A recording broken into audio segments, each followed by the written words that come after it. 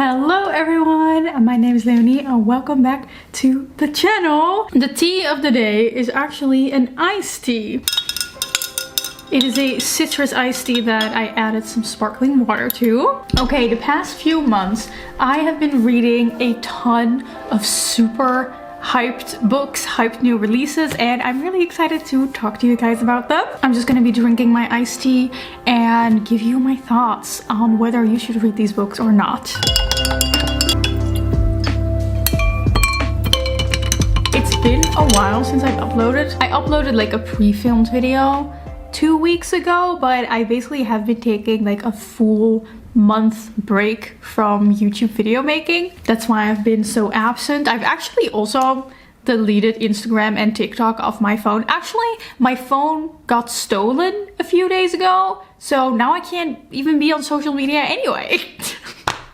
Wow, doom scrolling addiction healed. Get your phone stolen. Honestly, I've been living without a phone for the past 3 days. The biggest problems I've had is the fact that I can't contact my friends when I'm out and about, and I'm constantly afraid of getting lost. But mental wise, doom scrolling wise, it's been pretty great. It's been pretty great.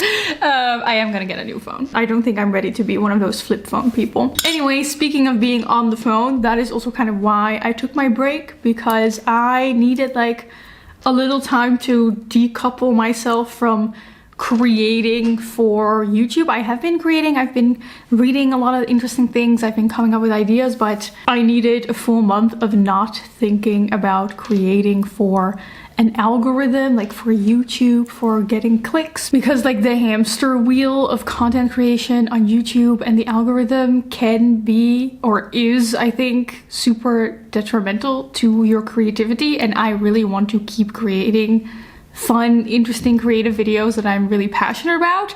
And I noticed that just taking a break for a month has been absolutely necessary to just kind of unrot my brain a little bit. No social media. Well, I have been on Substack a lot. Also, just in general, I've been feeling a little burnt out and a little overworked, so I took a little break. Anyway, if you guys have any tips on how to unrot your brain and like get free of the shackles of doom scrolling and social media that is not getting your phone stolen, let me know down below.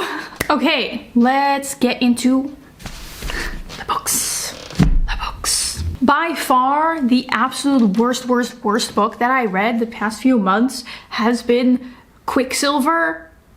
Oh, definitely a 1 star. If you want like my in-depth opinions about this book, I made like a whole video about really hyped TikTok books, but here are the spark notes. Quicksilver is a fantasy book that feels like an amalgamation of every romantasy you've ever read. The main character touches a magical sword, which transports her to a fave world, but this fave world doesn't really feel like its own unique thing. It's just kind of a general vibey fae world where she has to work together with this guardian, this knight that everyone fears. His name is Kingfisher. Not a fearsome name, cute little bird. They obviously hate each other with good reason, might I add, because he constantly belittles her, makes horrible innuendos at her, crosses all of her boundaries. She has all the reason to hate him, but of course, it's just for the tension. And then we get a plot that I've genuinely already forgotten. It just feels like a mishmash of every book you've ever read without a central theme or clear atmosphere or vision. This entire book just lacked vision. The entire book, Quicksilver, just felt like it was TikTok bait, like trope bait, just putting everything together that works well or does well on the internet, does well among romantasy fans, and that has just been put together without any interesting creative vision. So it just felt like a little Frankenstein, like the thing of romantasy novels. The main reason that I so strongly disliked this is because this is the perfect example of a super toxic romance that gets romanticized. There's a constant breaching of consent between these two people. It uses the trope of like, oh, she's saying no, but I can smell that she actually means yes because I am a fae and I can smell that on her. The only thing that I will give this book is that the spicy scenes were genuinely kind of well written. I would not recommend this book honestly to anyone unless you really just want like a super brain off, no thinking, just no, it's not even that. It's not even fun. I didn't find this fun, but I know that it is extremely popular, so I know that there are probably gonna be a lot of you that would enjoy this novel, and I do genuinely think that you would enjoy this if you just want like a fun romantasy, or you're just getting into fantasy. But in that case, there are so many other books that I would rather recommend to you instead of this one. I have a whole video recommending romance novels and romantasy books, in case you missed that. The next book that I also really strongly disliked is A Business Engagement by Jessica Steele. I read this book because I was fascinated by the concept of those like 20th century Harlequin romances. So as an experiment, I thought, let me read one of them. It's gonna be like a fun experience of reading a kind of trashy romance novel, and it didn't even deliver at being trashy in a fun way. So A Business Engagement is about a woman who is put on the board of a big business. I don't even know what this business does. It's not relevant, to be honest, as kind of like a business engagement from her own family business. So she goes on the board of another business, and there she meets the chair of the board, who is this handsome, tall man with a suit who hates the fact that there is now a woman on the board. However, could he appreciate a woman on the board? That's our love interest. Ding. 90s. Love it. Gotta love it. Again, like I said, this could be like fun and trashy. It is not. Like, I tried buddy reading this with friends because we were like, haha, it's fun kind of reading a trashy romance book together. And the other two didn't even get through the book because it was so boring. Like, it wasn't fun in a trashy way. It was just so poorly written, where everything was just spelled out for you. There was no tension build up. It was just the main character being like, I hate this man, I hate this man, and then from one page to the other suddenly being like, I'm in love with him, actually, I want to marry him, and them just going on like business lunches. Truly excruciatingly boring. Like, I could talk about how this book is sexist or how it does really weird things with consent as well. If you want to see the details of that, the spoilery version, I have like a full video on this book as well.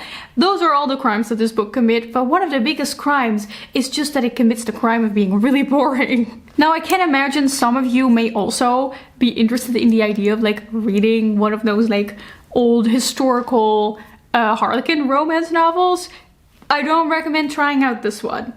Like, and I do feel like many of them, that's the thing, you can tell with this book that it was written probably on assignment, which I think, don't quote me on this, but I think that's how a lot of these like Harlequin novels work, is they are written on assignment. Like, the publisher just tells the writer like, oh, write a book with these tropes, you have like half a year or less, and then they just kind of spit out a book like this, and you can tell that it's content, it's a product, it's not a piece of written art, it's just a purely tightly packaged product that you're reading, and it lacks soul in any kind of way.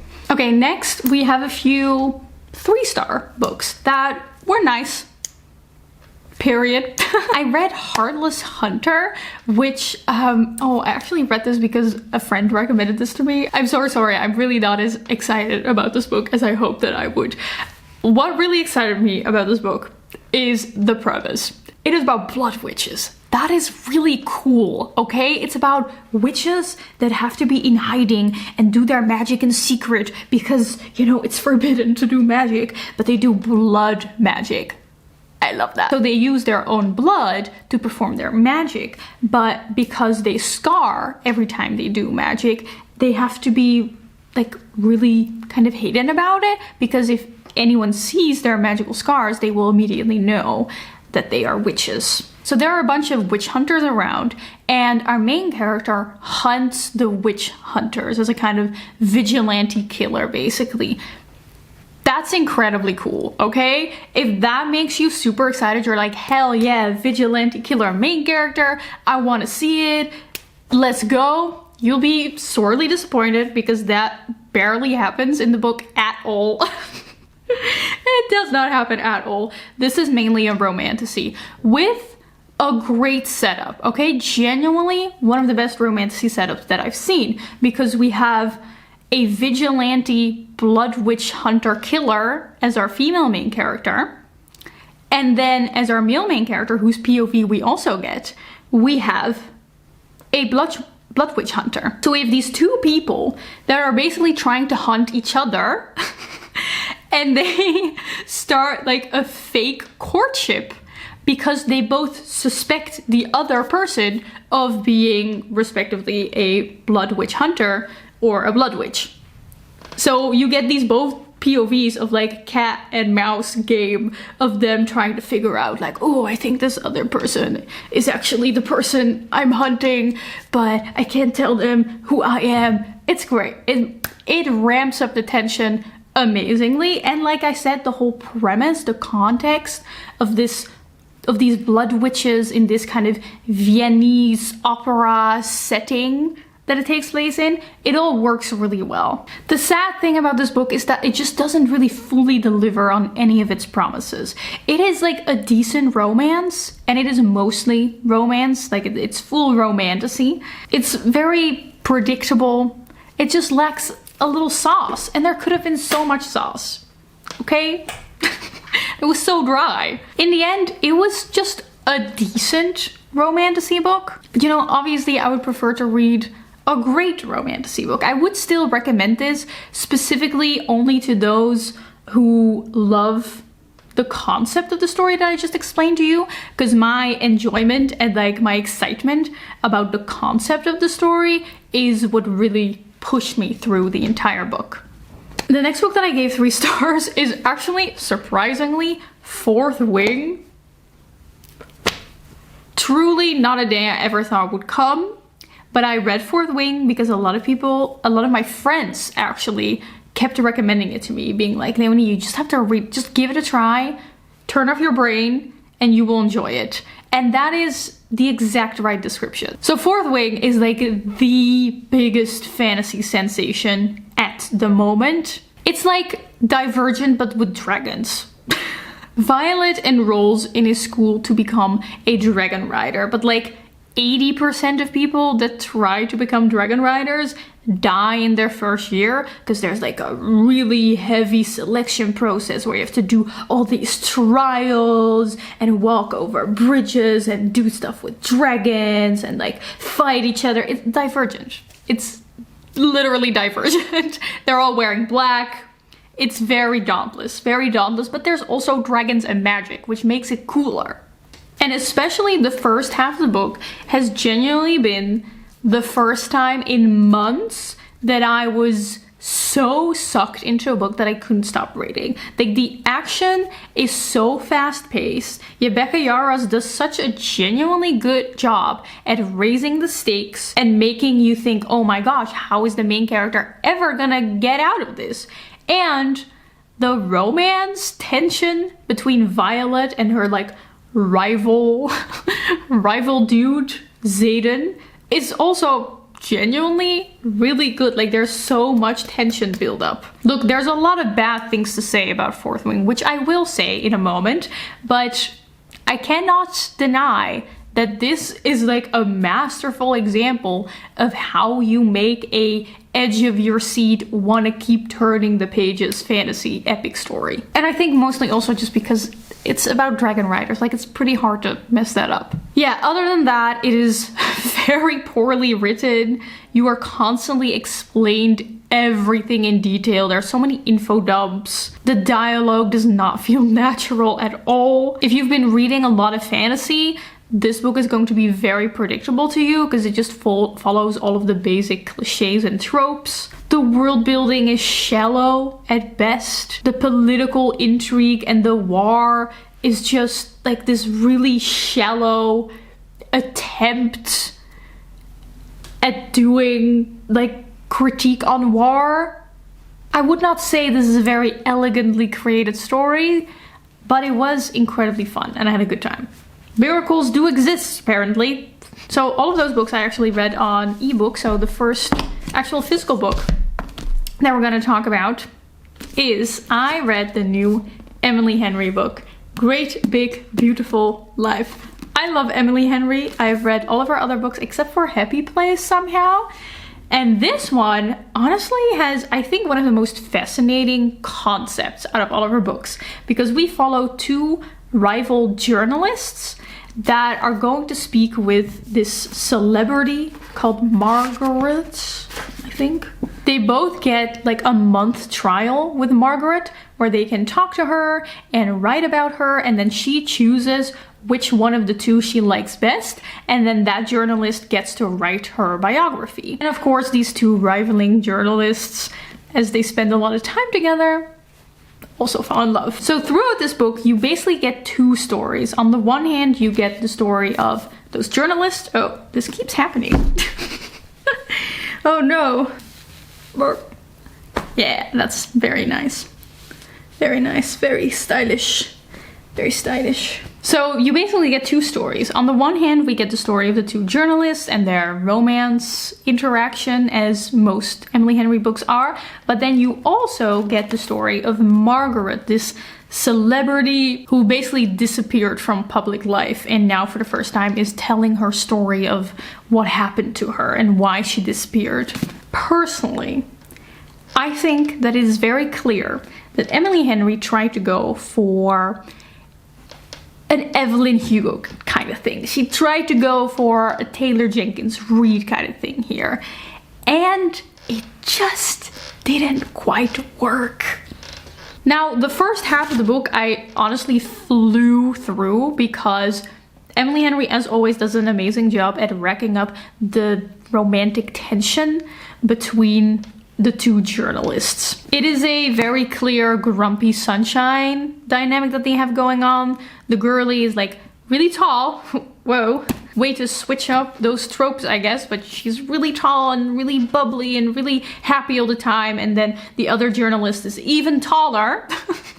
And he's like really grumpy and he only wears white shirts and he always wakes up at 5 in the morning, stuff like that. And they just have a lot of, you know, knees touching under the table, longing looks at each other, tension. That works really well. But unfortunately, I found that the tension between these characters fades super quickly around halfway into the book.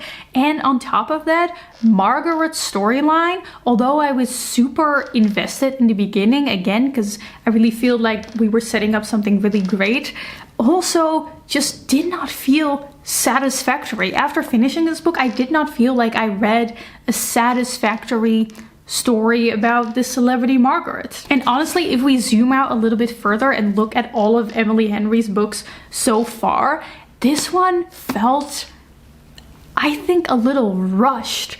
I really like Emily Henry because I feel like she transcends the romance genre. They always felt like this really nice mix between just like pure bubbly romance and then also a bit of like contemporary fiction. This book, out of all of her books, felt the most like it was just your cookie cutter romance novel where you can basically see the formula in it. You can see it having been shaped by the publication industry with neatly packed tropes. The formula of having both characters have a sad backstory that slowly unfolds during the book, and then they learn about each other's sad backstory and they fall in love because no one's ever understood them like that. It really felt like a cookie cutter romance novel, and that's not why I like Emily Henry. I like Emily Henry because her books feel like more than just tropes. Like, Emily Henry's books are great books and they happen to have tropes.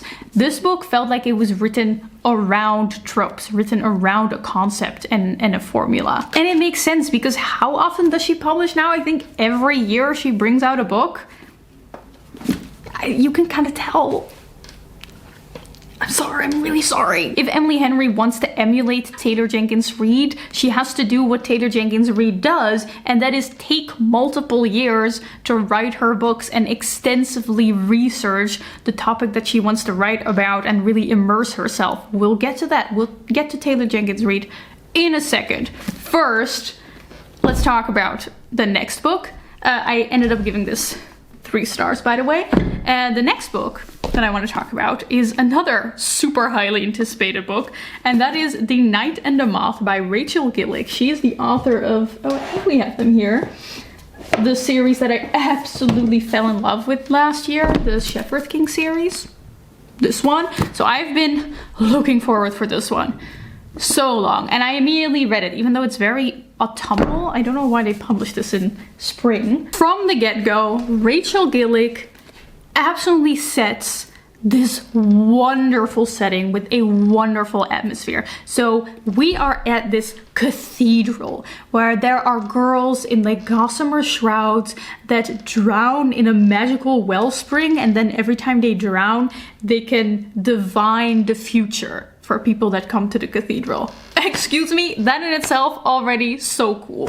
And we follow one of these diviners. We are immediately immersed in just Rachel Gillick's beautiful writing style in this world full of stone and gargoyles and stained glass and knights and armor. It's so, I want to say sensual, in the sense that it's very focused on like the senses and feeling, and I really appreciate that.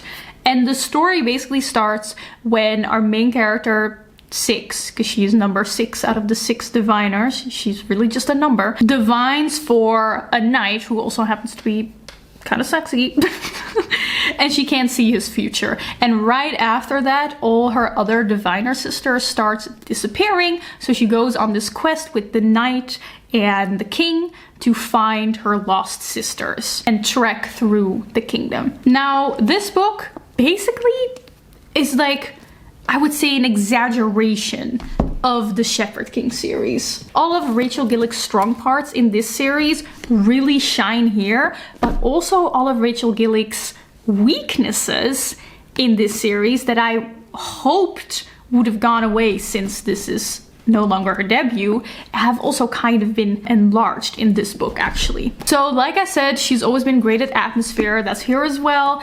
And I personally think Rachel Gillick is amazing at writing romance and tension.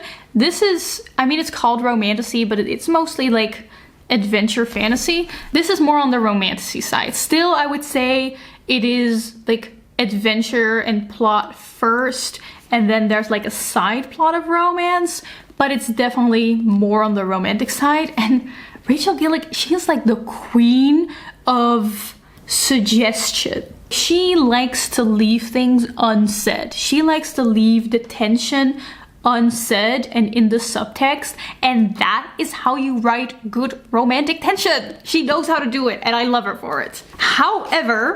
However, one of the things that I thought was a little bit weaker about the Shepherd King is that the plot is basically one of those kind of classic plots where it's just the characters have to go find a bunch of objects, which is a really easy way to create a plot, but it's never the most compelling. But I think it makes sense, you know, for your debut series that you go for that. But the same thing is happening in this book, where it's just the characters going to find a bunch of objects, and it's just not very compelling. On top of that, I found that the Shepherd King series was a little predictable, which again I didn't mind because the rest was so fun, but the same thing happened in this book, where from the get-go I could immediately sense where this was going, and there are barely any twists until the very end. The book just does exactly what you expect it to do, and that just makes it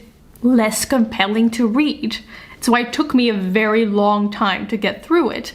Even though it was gorgeously written and I enjoyed my time, it definitely wasn't edge of your seat, want to keep reading the way Fourth Wing, for example, is. So I would still recommend this. I think it has kind of similar vibes as Sorcery of Thorns. So if you like that, you should check this out. Read it for the gothic vibes, the unique atmosphere. Like, this book has what Quicksilver doesn't have. You know, it has fantastical vision. It has art in mind. I ended up giving it 3.5 stars. Then let's end with the 2 books that I gave 4 stars. The first one is Atmosphere by Taylor Jenkins Reid. I loved Evelyn Hugo and Daisy Jones at the Six, and then I skipped her other books because honestly the concept didn't really intrigue me. But this one I was immediately intrigued because this one is about astronauts in the 80s. And the concept of the story immediately pulls you in. I don't know, should I share this or is it better if you don't know about this? No, I am gonna tell you about it. We follow Joan, who wants to be an astronaut. And we basically get 2 timelines. We get a timeline in like 85 or something, where she is on the ground doing like the comms, the communication with her crew, who is in a spaceship. And she is trying to safely get them back down to Earth.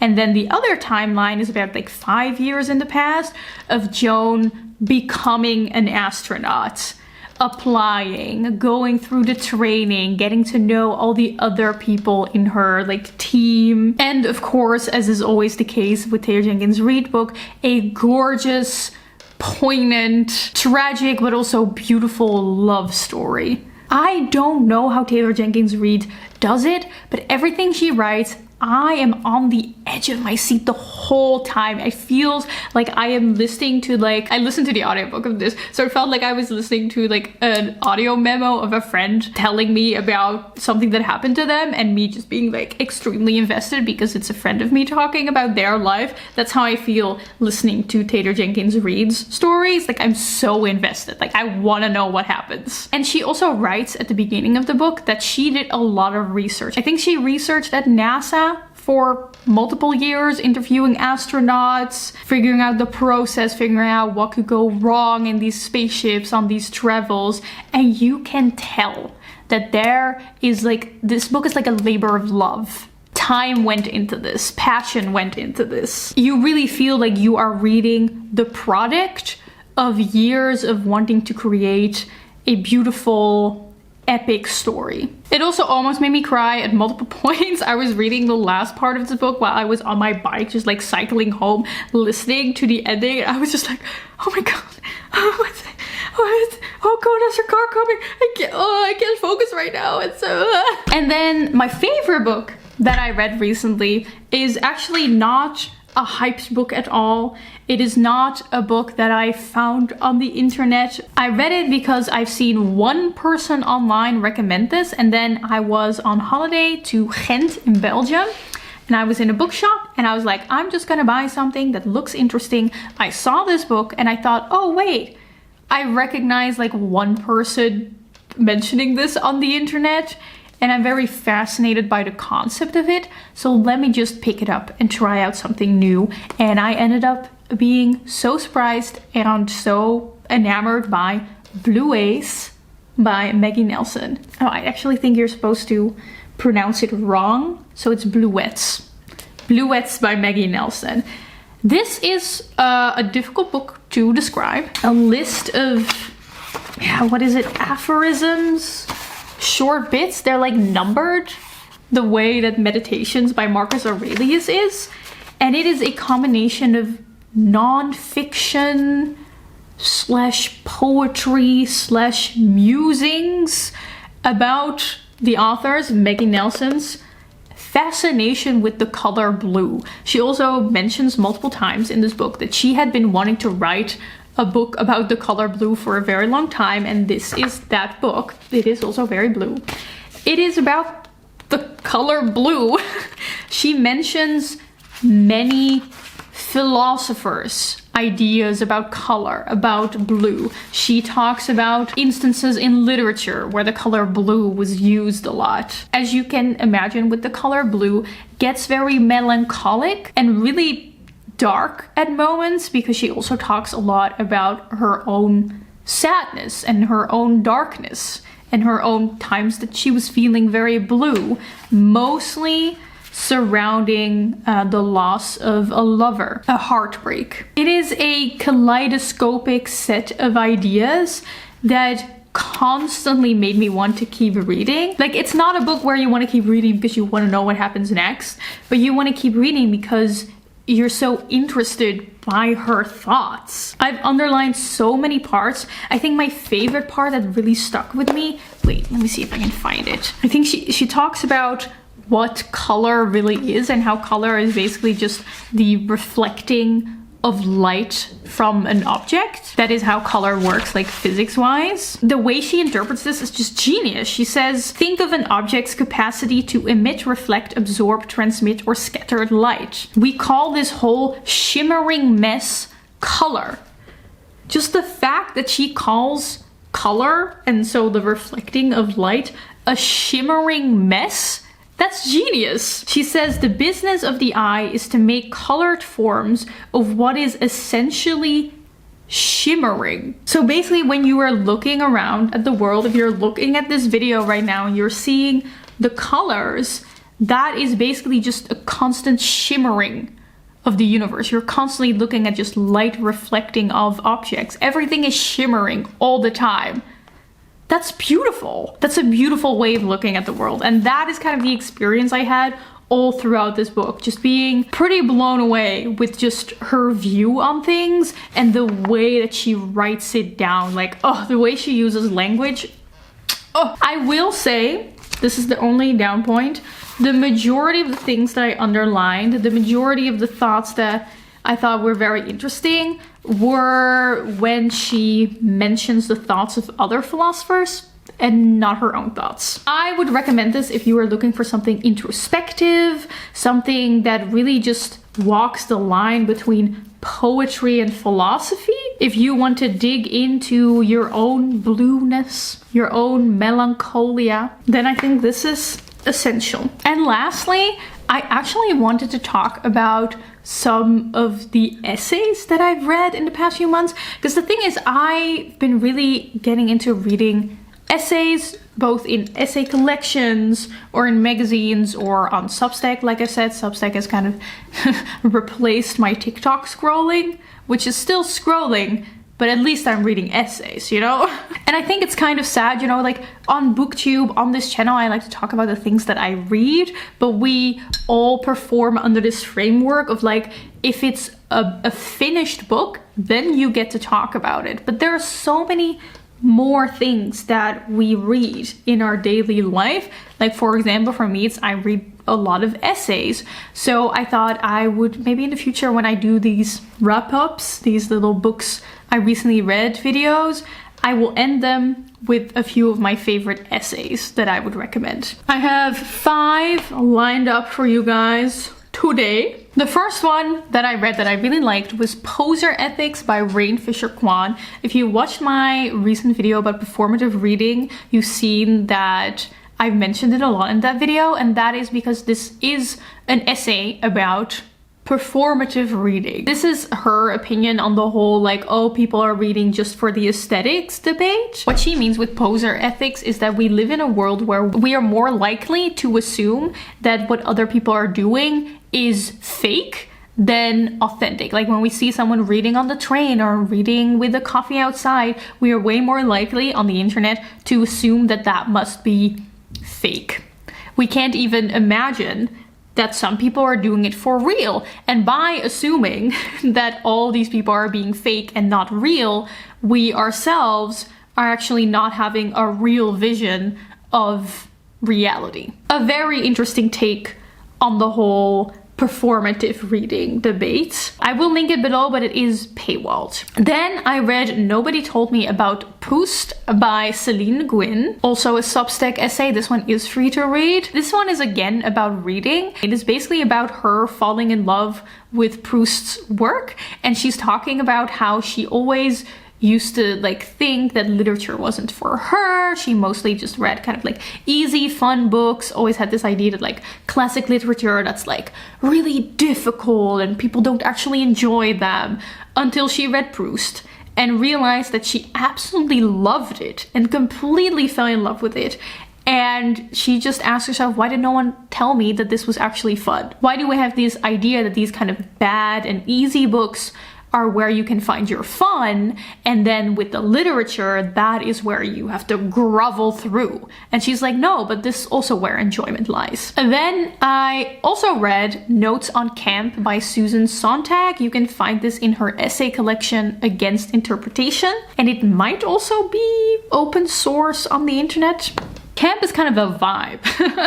It's a taste. It is everything Oscar Wilde likes. It is everything that is extravagant and over the top. It has very strong roots in the queer community. She gives a few examples of things that are camp: Art Nouveau, Tiffany lamps, androgyny, pre-Raphaelite paintings, Gothic novels, and Gaudí and the Sagrada Familia. And when I read this, I was like, okay, so apparently I have camp taste. I really like things that are camp. And she basically goes into what it really means to like camp things. It's a whole list that I highly recommend reading, but what really stood out to me is that it's basically this appreciation of trying and failing. It appreciates style over content, and mostly it really understands that everything is a performance. And I think in our current age, where we want everything to be authentic, we're constantly looking for authenticity and, oh, are these people not being fake? Is this person online not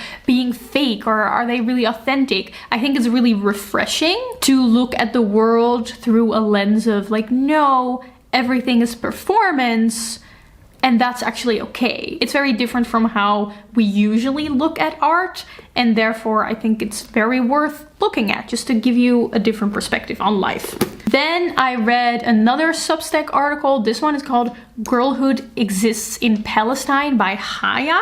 It is also free to read. This is about an American girl who writes about her time as a child going to visit family in Palestine, and she talks about how she experienced or brought girlhood even to a war zone, and she talks about the nail polishes that she uses and that are probably still there to this day. In doing so, she very beautifully breaks down this kind of invisible barrier that I think a lot of people see, and kind of laying bare this kind of universality of humanity through these like little examples of girlhood, of being a little girl and getting really excited about a glittery nail polish, even as you are living in a war zone. That is something that they can never take away from you. And then the last essay that I want to recommend is Women Artists and the Creative Process by Bell Hooks, which you can find in her essay collection Art on My Mind. And again, I also think you can find this open source online. If you are a creative, I highly recommend this. Her main thesis is basically that a really important part of the creative process is leisure time and free time to just kind of let ideas marinate in your head, and that women artists especially tend to not take that time for themselves. Whereas, you know, when male artists are like reclusive, it's like, oh, he just needs this for his genius mind and his art. And then when a woman does it, it's like, shouldn't she take care of her friends? Doesn't she have a husband, you know? So she talks about the importance, basically, as a woman to take your free time and take your leisure, which I really appreciate. As someone who is always really afraid to take free time or take time for themselves, this really struck a chord with me. And that is all we have for today. Oh, there she goes again. Oh well. I just really hope that you enjoyed this video. I hope you have a wonderful rest of your day, and I will see you soon in another video very soon. Goodbye!